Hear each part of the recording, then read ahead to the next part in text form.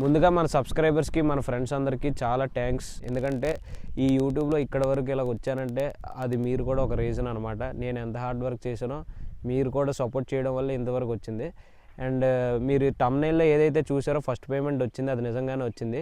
అది చెప్పే ముందు ఇప్పటికీ మన ఛానల్ ఇంకా చాలామంది సబ్స్క్రైబ్ చేసుకోలేదు.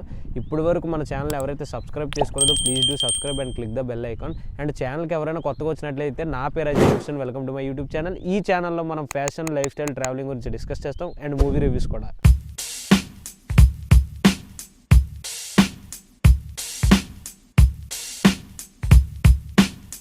యాక్చువల్గా నాకు యూట్యూబ్లో వీడియోస్ పెట్టడం కానీ, ఈ వ్లాగ్స్ కానీ ఇవి అసలు నాకు స్టార్టింగ్ ఇంట్రెస్ట్ ఉండేది కాదు. నాకు యాక్టింగ్ అన్న, ఈ డైలాగ్స్ చెప్పడం అన్న ఇవన్నీ చాలా ఇంట్రెస్ట్ స్టార్టింగ్ నుండి. నేను స్టార్టింగ్ కూడా యూట్యూబ్ ఛానల్ పెట్టలేదు, ఇన్స్టాగ్రామ్లో రీల్స్ చేసేవాడిని. కాలేజ్ ఫ్రెండ్స్ వాళ్ళు సపోర్ట్ చేసేవారు కదా, మా కాలేజ్ ఫ్రెండ్స్ ఎవరైతే వచ్చి సపోర్ట్ చేశారో వాళ్ళ ఖాళీ టైంలో ఉన్నప్పుడు రీల్స్ చేయడం, యాక్టింగ్ రీల్స్ చేయడం అవి చేసేవాడిని. స్టార్టింగ్ OnePlus మొబైల్తో చేసేవాడిని అనమాట. OnePlus మొబైల్తో చేసిన తర్వాత కొన్ని రీల్స్ బాగా క్లిక్ అయిన తర్వాత ఫ్యామిలీలో, ఇంట్లో వాళ్ళకి కూడా అది చూపించి వాళ్ళు కూడా కొంచెం ఓకే బాగానే చేసావు అని ఎంకరేజ్ చేశారు. రిలేటివ్స్ కూడా బాగానే ఎంకరేజ్ చేశారు. దాని తర్వాత ఈ రీచ్ అంతా బాగానే పెరిగేది కొద్దీ అప్పుడు నేను రీచ్ పెరుగుతుంది కదా, మనకి ఐఫోన్ ఉంటే ఎలా ఉంటుందని చెప్పేసి ఆలోచించి ఇంట్లో కొంచెం మాట్లాడి కొంచెం వాళ్ళకి బాగా ఎక్స్ప్లెయిన్ చేసి అవన్నీ చాలా ఫైట్ చేస్తూ అప్పుడు ఐఫోన్ కొనిపించాను. ఐఫోన్ కొన్నప్పుడు కూడా నేను ఇన్స్టాగ్రామ్లో రీల్స్ చేసేవాడిని. కాకపోతే కాలేజ్ అయిపోయిన తర్వాత ఇంకా ఎవరి పనులు వాళ్ళు బిజీ అయిపోతారు, ఇంకా నేను కూడా నా పనులు నేను బిజీ అయిపోయాను. సో ఏంటంటే ఎంత ఫ్రెండ్స్ అయినా ఎంత క్లోజ్ అయినా వాళ్ళని కంటిన్యూస్గా నేను పిలవలేను కాబట్టి వాళ్ళ పనులు వాళ్ళు చాలా బిజీగా ఉంటారు కాబట్టి నేను కూడా ఇంకా లైట్ తీసుకున్నాను. ఇంకా మెల్లిమెల్లిగా ఇంట్లో చేయడం, ఎవరైతే కజిన్స్ వచ్చారో అప్పుడప్పుడు సెలవులకు వస్తారు కదా వాళ్ళ చేతి చేయించేవాడిని. కానీ నాకు అనుకున్నంత సపోర్ట్ వచ్చేది కాదు. మా పెదనాన్నతో కూడా చేయించేవాడిని, కానీ మా పెదనాన్న కూడా కొన్ని రీల్స్ వరకు సపోర్ట్ చేసి తర్వాత ఆయన పనులు ఆయన బిజీ అయిపోయారు.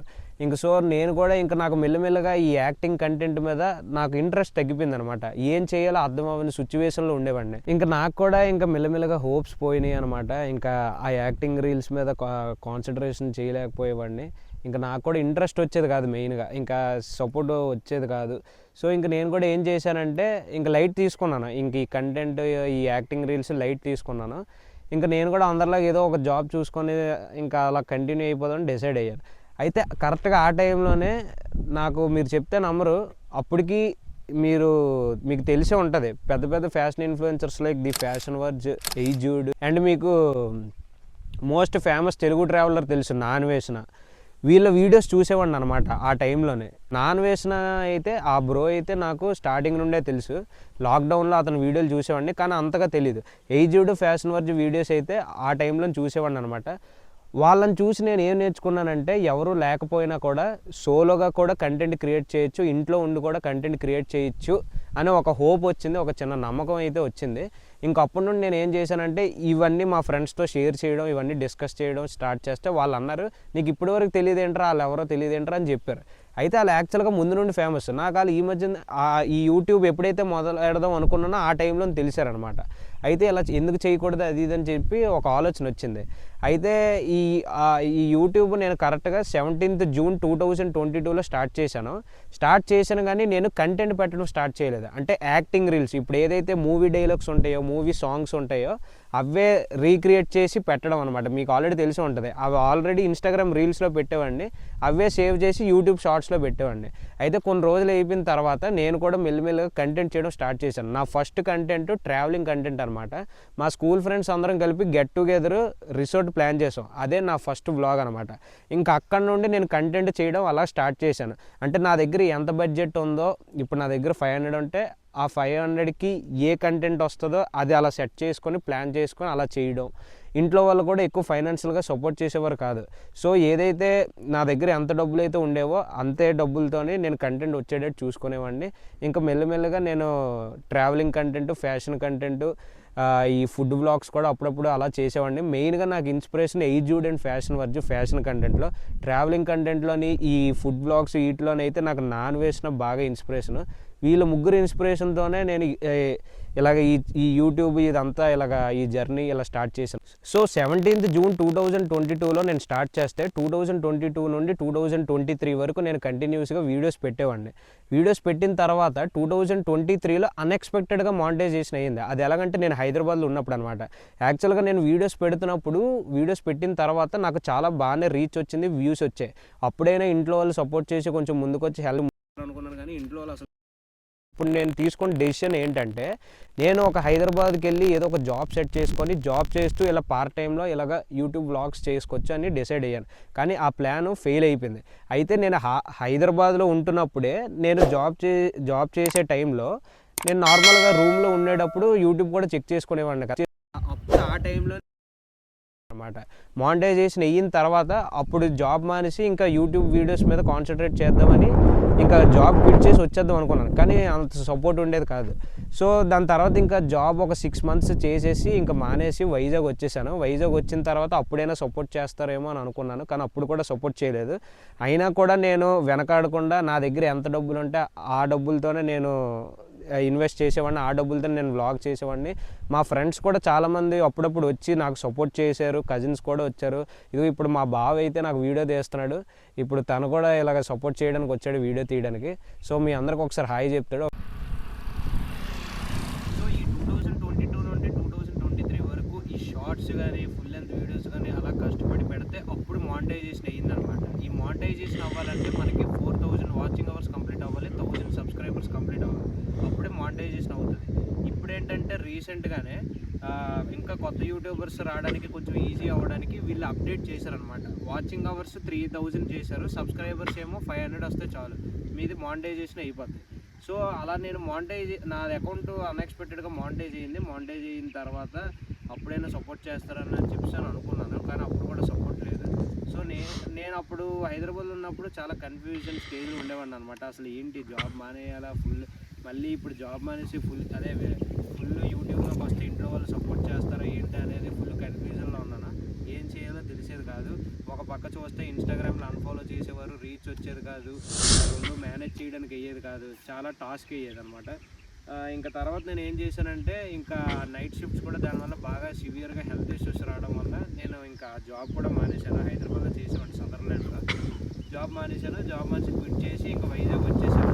వైజాగ్ వచ్చిన తర్వాత అప్పుడైనా సపోర్ట్ చేస్తారనుకున్నాను, కానీ అప్పుడు కూడా సపోర్ట్ చేయలేదు.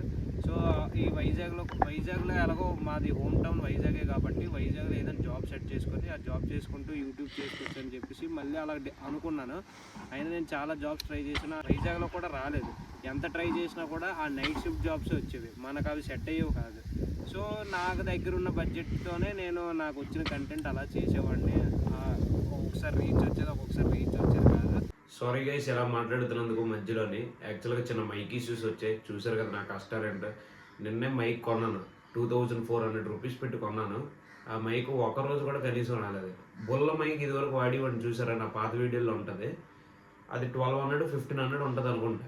ఫస్ట్ టైం కొన్నప్పుడు ఒక 1 ఇయర్ కాదు, ఫస్ట్ టైం కొన్నప్పుడు 8 months వాడాను. దాని తర్వాత హైదరాబాద్ వెళ్ళి డ్యామేజ్ అయిపోయింది.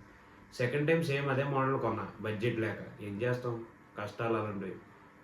ఆ నార్మల్గా వేరే వాళ్ళు వాడితే ఆ బుల్ల మైక్ 5 నెలలు 6 నెలల్లో పోతుంది, కానీ నేను ఆ మైక్ సంవత్సరం వాడాను. ఇంకేం చేస్తాం, ఇంక దాంతో తిప్పలు, ఇంక దాంతో నేను పడలేకపోతున్నాను. ఇప్పుడు కెమెరా ఆన్లో ఉన్నప్పుడు మీతో ఇలా మాట్లాడుతున్నాను, వ్లాగ్ చేస్తున్నాను. మూవీ రివ్యూ చెప్పినప్పుడైనా ఎప్పుడు చెప్పినప్పుడైనా అలా చూస్తూ అబ్జర్వ్ చేయలేను కదా, లైట్ ఆన్ అయిందా లేదా అని. వ్లాగ్ మనం చెప్పేటప్పుడు మనం అలా చెప్పుకుంటూ వెళ్ళిపోతాం. అది కంటెంట్ చెప్తున్నప్పుడు అది ఎప్పుడు అయిపోతుందో తెలియదు. దానివల్ల టైం వేస్ట్, మళ్ళీ రీటేక్స్ చేయాలి, అన్నీ ఉంటాయి. ఈ మైక్ నాకు గొప్ప ఇబ్బంది పెట్టేస్తుంది.